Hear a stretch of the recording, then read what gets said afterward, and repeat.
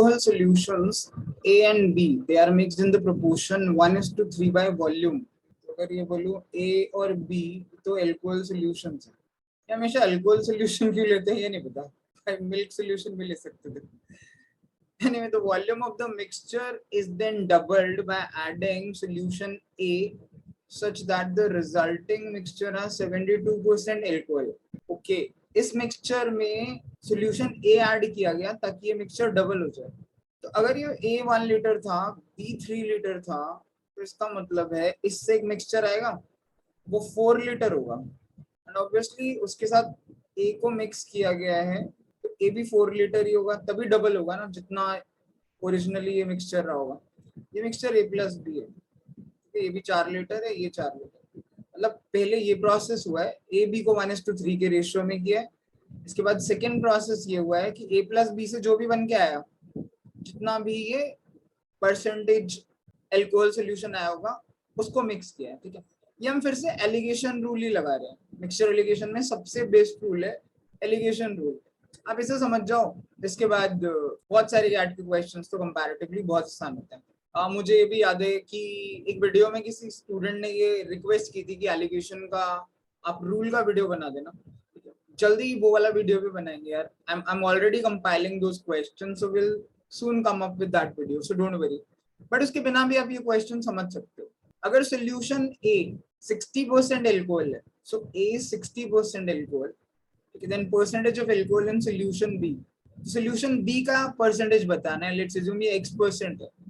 Right hand side पे भी ए तो 60% ही था. इसको जब मिलाया था तो रिजल्टेंट मिक्सचर जो था वो 72% बना था.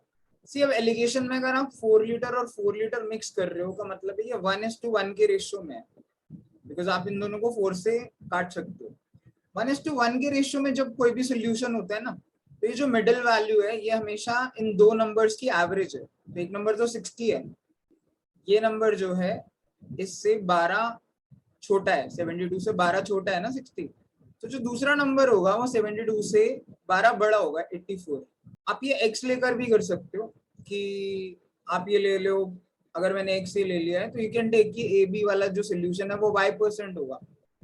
तो y% सोल्यूशन वाला आपने अगर 1 लीटर लिया है तो ए बी हो गया y/1.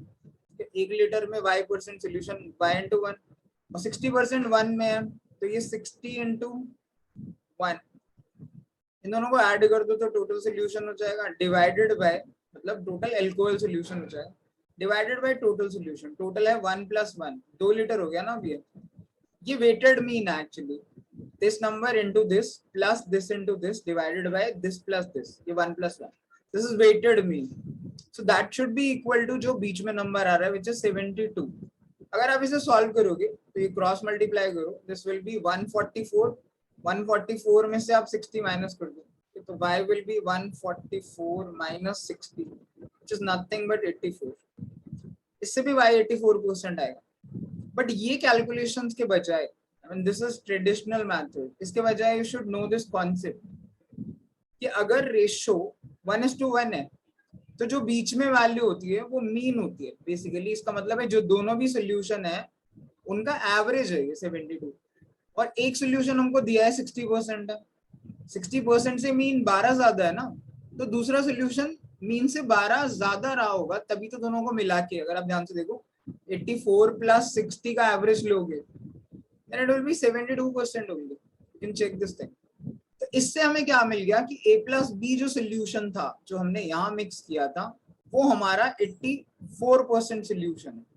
ये हम बैक ट्रैक करके कर रहे हैं. आप ट्रेडिशनली इक्वेशन बना के सॉल्व कर सकते हो यार, लेकिन वो कैट थोड़ी टेस्ट कर रहा है. कैट तो आपकी एप्लीकेशन की नॉलेज चेक कर रहा है. अब इसमें दोबारा से बस इस x की तो वैल्यू पूछी है हमसे, इसमें डायरेक्ट दोबारा से वही वेटेड एवरेज लगा दो. 1 लीटर सोल्यूशन 60% है तो 1 × 60 plus 3 × x% divided by 1 + 3. I'll just write it for you. 60 × 1 + 3 × x divided by 1 + 3. That should be equal to जो भी हमारी बीच में एवरेज आई है जो मीन आया which is 84. अब आप इसे सॉल्व कर लीजिए. ये 4 है, इसे मल्टीप्लाई कर दीजिए एंड 60 को उधर ले जाके माइनस कर दीजिए तो 3x will be equal to 84 × 4. That will be 336 minus 60. That should be equal to 276. तो इससे x आएगा 276 by 3, which is nothing but 92%. तो जो अल्कोहल परसेंटेज था सॉल्यूशन बी में, that was 92%, which is option number B. So that will be our answer. तो ये एक मिक्सचर एलिगेशन का एक इजी क्वेश्चन है. It's not very difficult. आप इजी टू मीडियम भी कह सकते हो आपको अगर लगे कि 2 बार एलिगेशन रूल लगा रहे हो. इसके अलावा आप कुछ कर नहीं रहे हो, just applying alligation rule 2 times. तो सर ट्रेडिशनली भी करने का तरीका है यार, लेकिन आप ये कॉन्सेप्ट समझिए. अगर आप ये कॉन्सेप्ट समझ जाओ तो ये क्वेश्चन काफी ईजी है. एक बार चाहो तो पॉज करके दोबारा वीडियो देख लीजिए and then try to understand कि किस तरीके से हम अप्रोच कर रहे हैं. अदरवाइज आप क्वेश्चंस को एक्चुअल एग्जाम में अंडर 1.5 to 2 minutes कर ही नहीं सकते. So try this question again. It's an easy one from mixture and allegation. Anil, Sunil and Ravi, they run along a circular path of length 3 kilometers starting from the same point at the same time and going in the clockwise direction. See, clockwise है कि anti clockwise है ये ज्यादा matter नहीं करता. What matters is कि सारे same direction में जा रहे हैं. सपोज करो इधर से स्टार्ट कर रहे हैं तो ऐसे तीनों सेम डायरेक्शन में जा रहे हैं. अनिल, सुनील एंड रवि. ये जो सर्कुलर पाथ है ये 3 किलोमीटर का है. इन तीनों की स्पीड भी गिवन है 15, 10 and 8. This is 15 km per hour. This is 10 km per hour. This is 8 km per hour. अब वो पूछ रहा है how much distance in kilometer will Ravi have run when Anil and Sunil meet for the first time at the starting point. This is also very easy question from TSB. Time speed distance का एक simple question. आप ध्यान से देख रहे होंगे, analyse कर रहे होंगे वीडियोस को और पेपर्स को, तो आपको पता होगा कि TSD के कम से कम 3 से 4 क्वेश्चन जरूर देता है कैट. तो for the first time meeting for the first time का सिंपल तरीका होता है कि आप अनिल और सुनील का एक चक्कर का टाइम निकालिए. अब डिस्टेंस, वो टाइम कैसे निकलता है? Time is equal to distance upon speed. Anil का डिस्टेंस है 3 अपॉन स्पीड है 15, तो 3/15 आवर लेगा वो. एंड सुनील कितना लेगा? 3/10.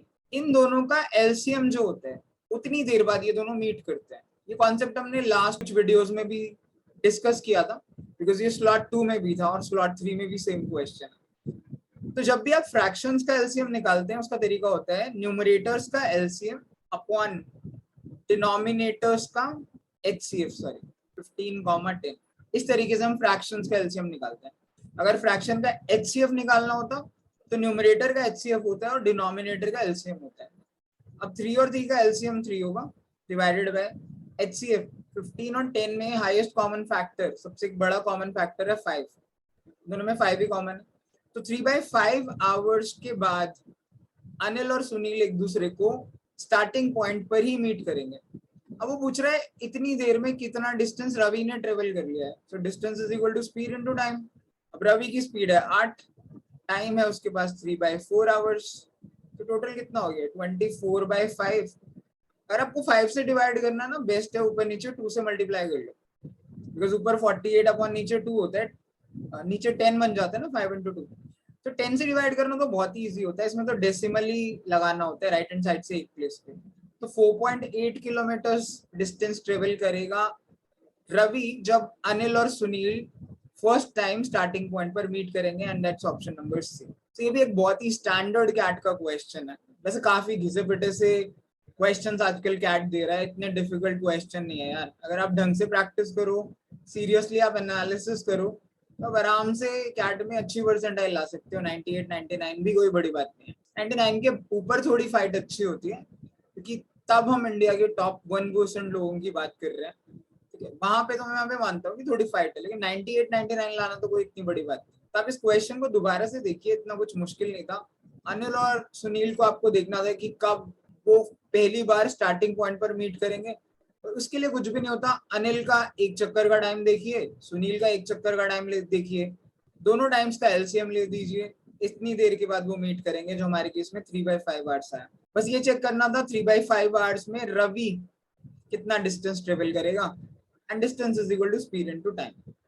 So you can watch this again, but it's a very easy question from TSD.